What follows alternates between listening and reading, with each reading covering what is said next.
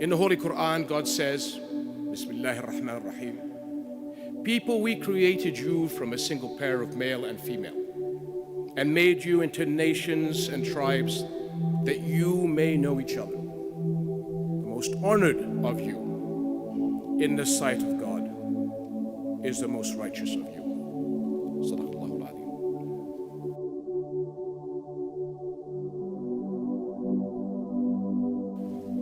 Bismillahir Rahmanir Rahim. In the name of God, the compassionate, the merciful. Father Gambiti, Cardinal Bassetti, Prime Minister Conte, Chancellor Merkel, President Tajani, Your Excellencies. My friends, I look around me at this beautiful basilica in this holy season of Lent, and I think of the beautiful spirit that has brought all of us here together in peace, together in hope, and I feel humbled to share in this occasion. The peace we share here is all the more reason to remember the suffering families and victims of the terrorist attack on 2 mosques in Christchurch, New Zealand 2 weeks ago. Such evil, wherever it happens, is our suffering too. Please join me in a moment of silence for those and all victims of hatred.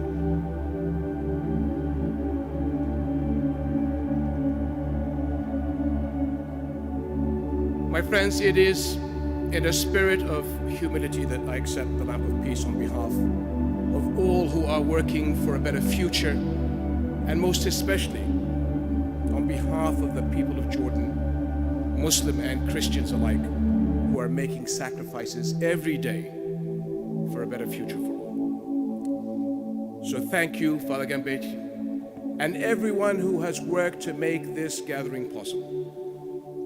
And please, let me acknowledge all the Franciscans who are diligently serving across the world, not only here in Assisi, but at Mount Nebo in Jordan and far beyond. Allow me also to express my deep appreciation to Prime Minister Conte. Italy is a great friend of Jordan and an important partner in peace efforts, especially in my region. And Cardinal Bassetti, accept my special thanks for the work of the Catholic Church in joining Muslims in interfaith dialogue. Together, our faiths make up more than half the people on earth. And it has never been more important to come together in harmony. My friends, to me, the lamp of peace of St. Francis symbolizes how peace lights our way forward to a better future for all people of every faith and country and community. But it is our task to provide the fuel for that light. And what fuels global peace is mutual respect and understanding. This is why it is so meaningful to me to be passed the lamp of peace by one who has done so much to advance understanding and respect among peoples, my dear friend, Chancellor Merkel.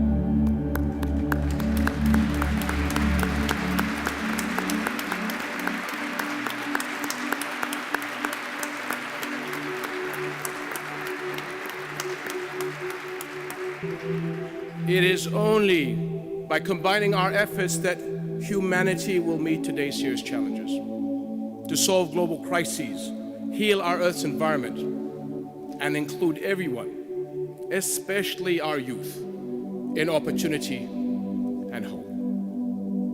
Saint Francis, whose shrine is at this basilica, is known throughout the world for his compassion towards every person and all living things. Such love is an important guide for us today. The people of our world do not have to be the same in order to have the same concerns, share the same needs, or hope the same hopes. to reach a better future, we must find a common path.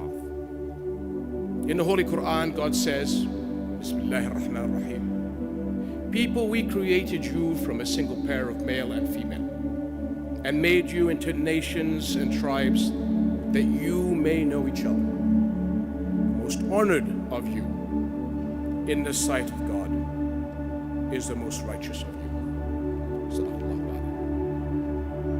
Today, for the world's people to know each other, we really do need real dialogue. And that means speaking honestly, listening carefully, and acting on the positive values we all share.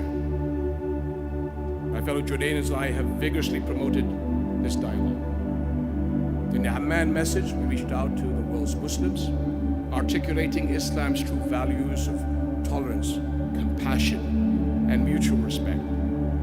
And across the world came voices of moderation, the majority of our fellow Muslims joining us in rejecting attempts to distort our faith. In the open letter, A Common World Between Us and You, Jordanian scholars and fellow Muslims reached out to our global Christian neighbors, calling for a new understanding about the values our faiths share, especially the commandments to love God and love our neighbor. And every corner of the world, Christians have joined us in an earnest and positive conversation. So my friends, the principles of coexistence and interfaith harmony are deeply embedded in Jordan's heritage. Our country is home to a historic Christian community. All our citizens actively share in building our strong nation. And indeed, Christians have been part of the Middle East societies for thousands of years and are so vital to the future of our region. Jordan is part of the Holy Land. The 5 prophets of great resolve, as they are called in the Quran, prophets of Judaism, Christianity, and Islam, have all, peace be upon them, blessed our land with their presence. And I myself have been blessed to help support the restoration of Bethany beyond the Jordan, the baptism site of Jesus Christ, peace be upon him. And Jordan has warmly welcomed papal visits from 1964, which marked the first visit by a pope to any Muslim country, to 2014, which marked His Holiness Pope Francis' recent pilgrimage to the Holy Land. Jordan's commitment to harmony and peace underlines our international role, a fight against terror and hatred on all fronts within a holistic approach. Our work for effective solutions to global and regional crises, and our ongoing efforts for a lasting resolution of the region's core conflict, the Palestinian-Israeli crisis, through a viable, independent, sovereign Palestinian state on the 1967 lines with East Jerusalem as its capital, and a secure Israel, fully part of its own region, recognized by Arab and Muslim states around the world.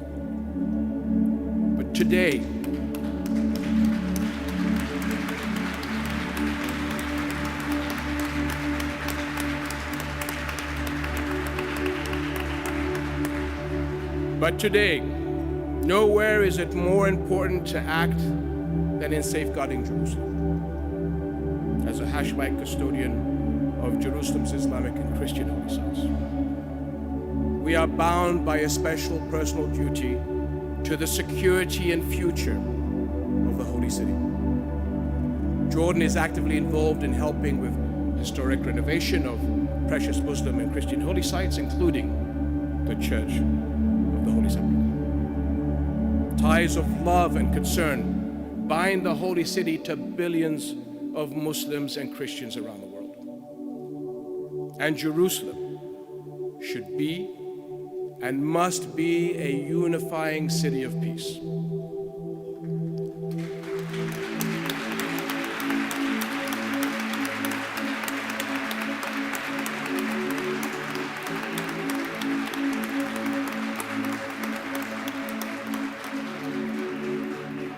My friends, today, all over the world, millions of Muslims are coming together to perform Friday prayers as the pious Muslims did who came to their mosques in New Zealand 2 Fridays ago. And today, as every day, 5 times a day, our prayers are calling for peace.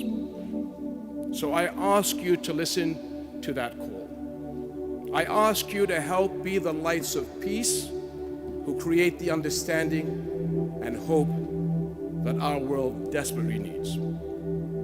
Wassalamu alaikum. May the blessings of peace be upon all of you. Grazie, che Dio vi benedicta.